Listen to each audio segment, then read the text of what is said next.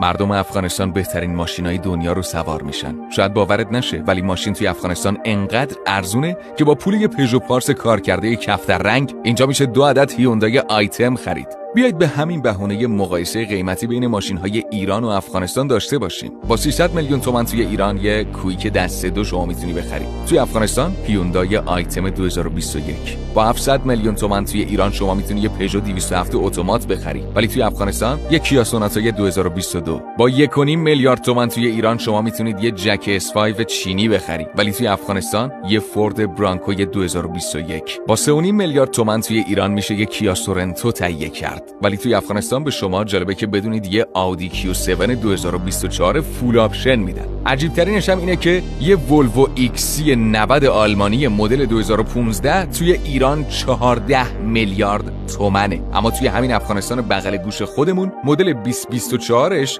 2 میلیارد و 800 تومن فی میخوره. ما که از این ماشینا نمیتونیم سوار شیم، لااقل شما لایکو بزن دل ما اینجا کمتر بسوزه.